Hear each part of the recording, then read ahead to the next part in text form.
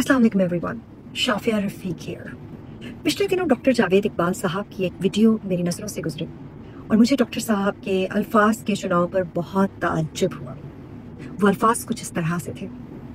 जब बच्चे हमारा कहना नहीं मान रहे होते तो उसकी वजह यह होती है कि वो हमें इस काबिल नहीं समझ रहे होते कि हमारा कहना माना जाए। जिस शख्स की इज्जत हमारे दिल में होती है हम हमेशा उसका कहना मानते हैं। लिहाजा अगर बच्चे हमारा कहना नहीं मानते तो ये बात है तो बहुत तकलीफ दे, लेकिन उनके सब कॉन्शियस में हमारे लिए इज्जत नहीं होती और ये इज्जत हमने खुद गंवाई होती है अपने उस रवैये की वजह से। बच्चों की नाफरमानी को इज्जत की कमी से जोड़ना हरगिज दुरुस्त नहीं है।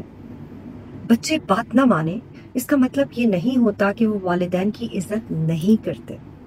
बाज़ औक़ात बच्चे खुद कुछ ऐसे हालात से गुजर रहे होते हैं, डेवलपमेंटल स्टेजेस से गुजर रहे होते हैं, जज्बाती उलझनों की वजह से भी वो रद्द-ए-अमल दिखाते हैं। हमें ये भी समझने की ज़रूरत है कि रिस्पेक्ट और ओबीडियंस दो मुख्तलिफ चीज़ें हैं।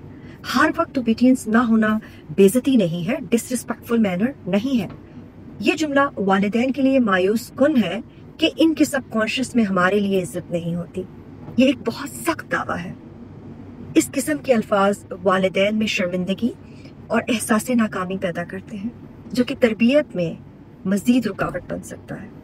जिम्मेदारी सिर्फ वालिदैन पर डालना ठीक नहीं होगा। वीडियो में मुकम्मल तौर पर यह तासुर दिया गया है कि अगर बच्चे नाफरमान हों तो इसका कसूर वालिदैन का रवैया है, जबकि हकीकत में ऐसा नहीं होता।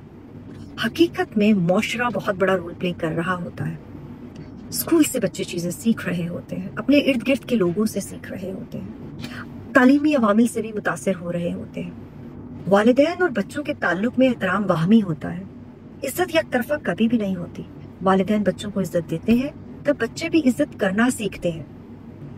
ये रिश्ता एतमाद, मोहब्बत और समझ-बूझ पर मबनी होता है, ना कि सिर्फ ओबीडियंस पर। बच्चा भी राय देने का हक रखता है।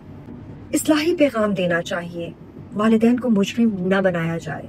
अगर कोर्स बच्चों की नफ्सियात पर मबनी है, चाइल्ड डेवलपमेंट पर मबनी है, तो वालिदैन को एम्पावर करना चाहिए, डीमोरलाइज नहीं करना चाहिए। अल्फाज का चुनाव बहुत नाजुक होता है, खास तौर पर जब मुखातिब वालिदैन को किया जा रहा हो, जब पहले ही तरबियत के दबाव में होते हैं, बच्चे की तरबियत को लेकर बहुत परेशान होते हैं, तो पॉजिटिव अल्फाज का चुनाव इंतहाई ज़रूरी है। इसका हमेशा ख्याल रखना चाहिए। Thank you.